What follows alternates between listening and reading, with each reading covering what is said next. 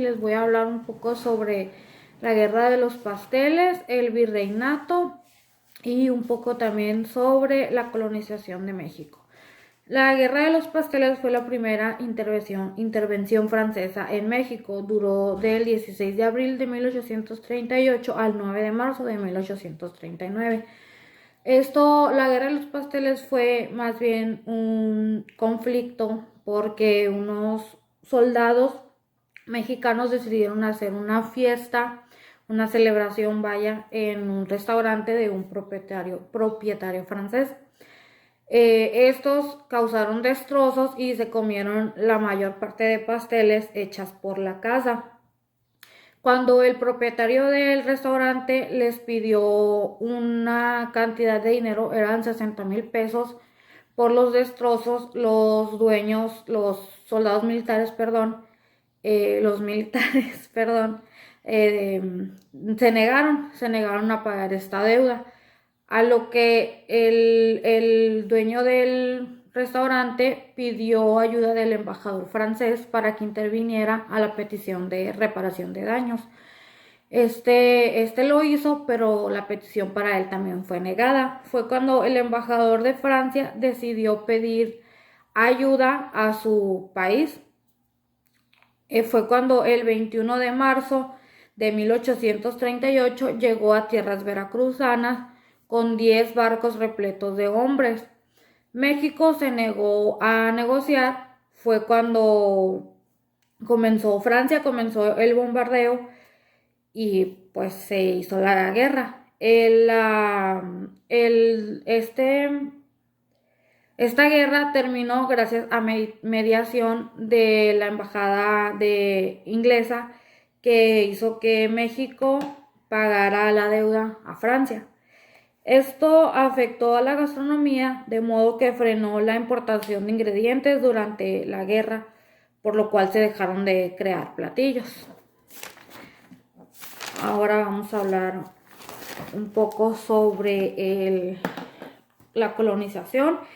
Y aquí es que antes los españoles habían hecho 2 expediciones a México, sin éxito, porque antes el principal factor era la minería, el principal factor histórico. Al agotar los españoles sus recursos, los conquistadores españoles iniciaron una exploración a nuevas tierras. En 1519, Hernán Cortés llegó a México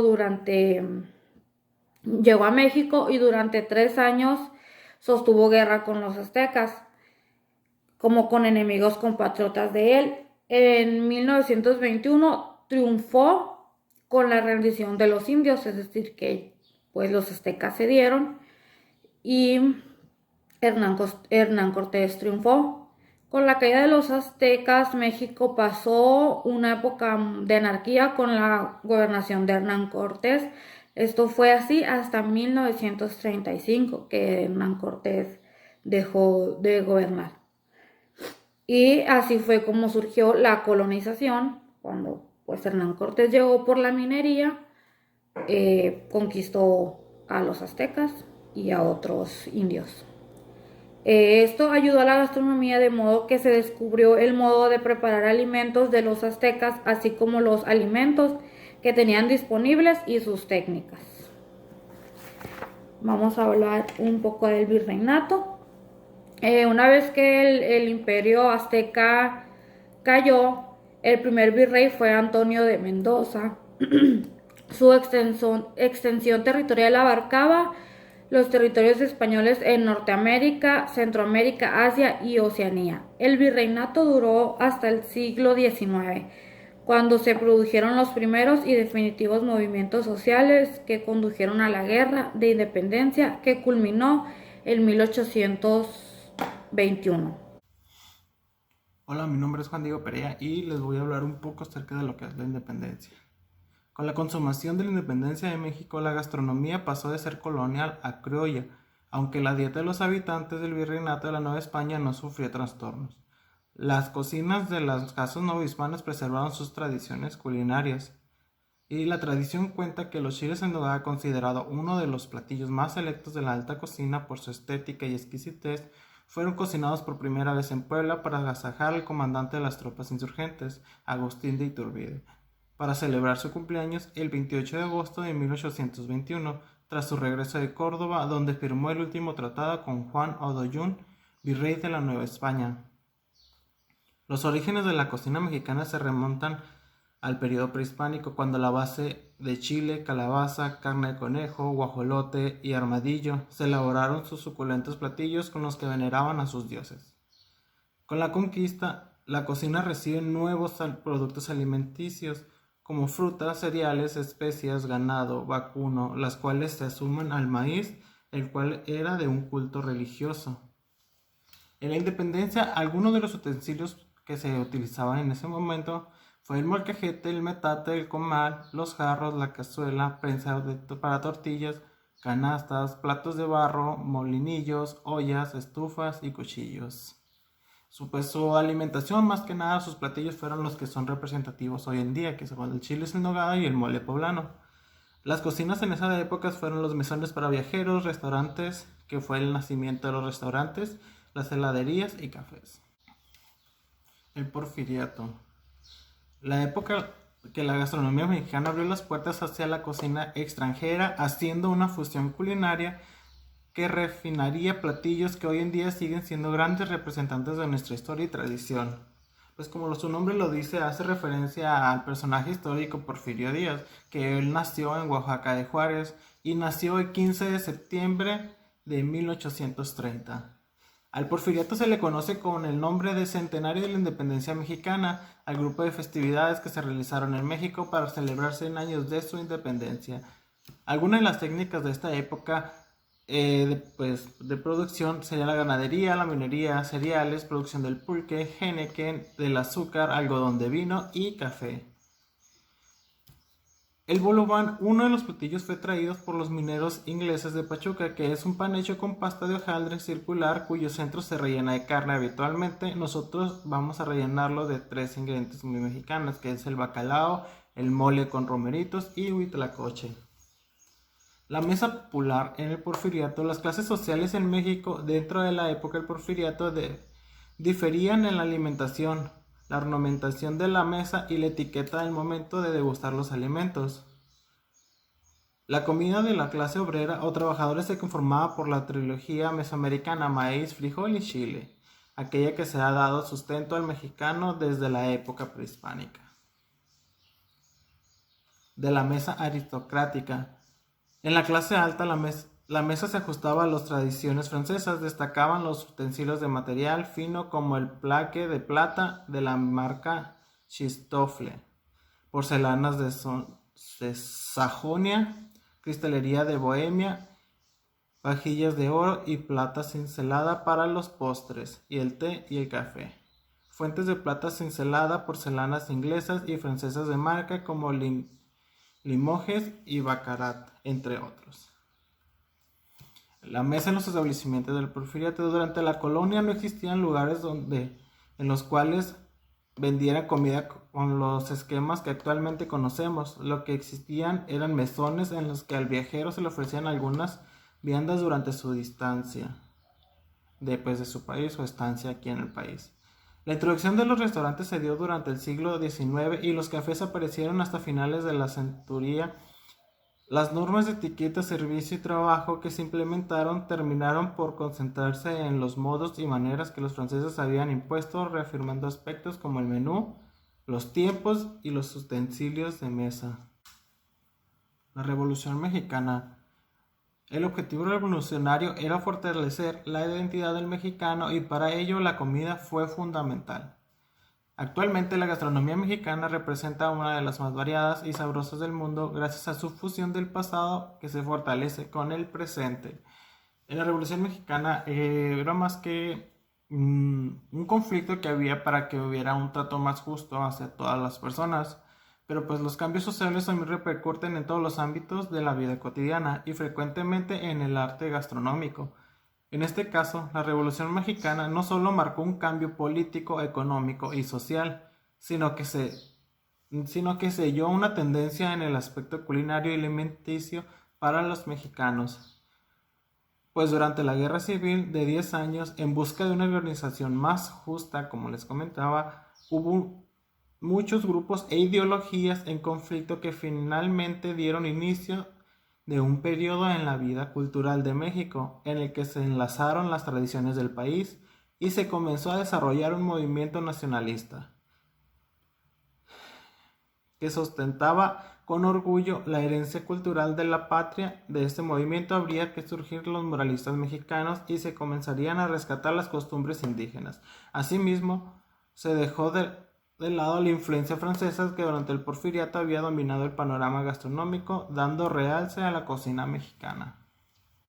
Algunos de los personajes de la Revolución Mexicana fueron Porfirio Díaz, Francisco I. Madero, Emiliano Zapata y Francisco Villa. La alimentación en estas épocas se basaba de tamales, salsas, discada, mole, barbacoa, tacos, tortillas, frijoles y chile.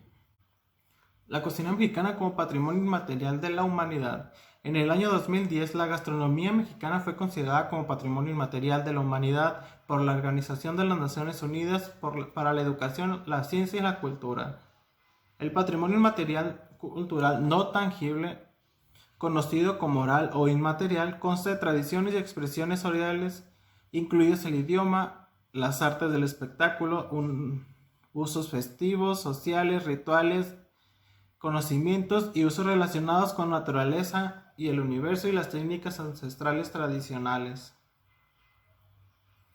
México es el país latinoamericano con mayor número de registros en la lista, aunque la mayoría de los patrimonios inmateriales de México son de motivo indígenas, por lo que cuenta con 9: la charrería, el mariachi, la pirecua, canto tradicional, purépecha, las fiestas tradicionales para chicos, ritual de los voladores, lugares de memoria y tradiciones vivas de los otomí y las fiestas indígenas dedicadas a los muertos. En cuanto a la comida, los intentos por hacer que fuese patrimonio inmaterial de la humanidad fueron 2. El primero fue en 2005 y el segundo fue en 2010. El primer intento para obtener esta distinción fue para toda la comida mexicana que fuera considerada de esta forma, usando el maíz como justificación, pero no se contaba con los requisitos necesarios.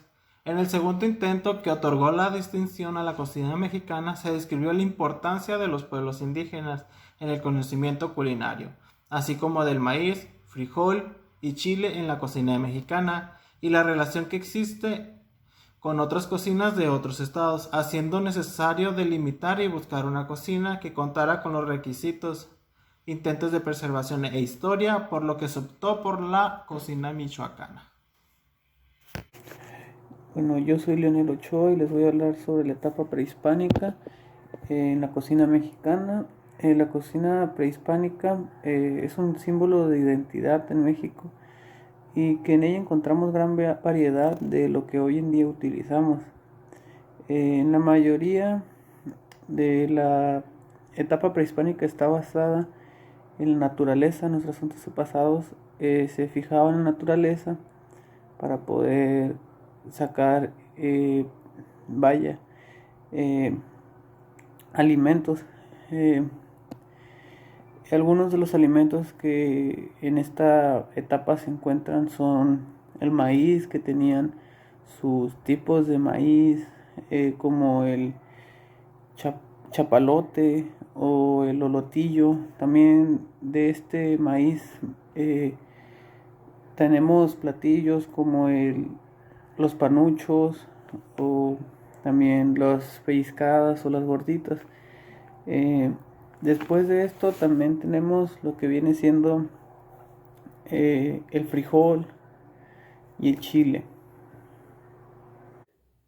El descubrimiento de América también trajo grandes contribuciones a la gastronomía mexicana. Desde que Cristóbal Colón la descubrió, esto nos contribuyó tanto en los alimentos como el cacao, que lo consumían las clases altas, el maíz, que lo introdujo Hernán Cortés, la patata, el pavo, los pimientos que se utilizaban para aromatizar los embutidos, el chorizo, el tomate, que tuvo una introducción lenta también. El azúcar, fue mediante la India y el café, que el café era conocido por ser la bebida de los infieles. La época de la conquista también nos trajo muchas atribuciones, ya que se contaba con 25 platillos, los cuales eran servidos a los gobernantes de esta época. Los alimentos que abundaban en esta época era el chile, las tortillas, los tamales, los hongos, las hierbas como el quelite. Las carnes que se consumían eran guajolote, el pato y el pescado. También contaban con frutas como el mamey, la piña y la guanábana. Hay datos que dicen que los totonacos ofrecieron comer las carnes de los individuos sacrificados. Contaban con bebidas preparadas a base de maíz. Estas las condimentaban con vainilla para así lograr un buen sabor.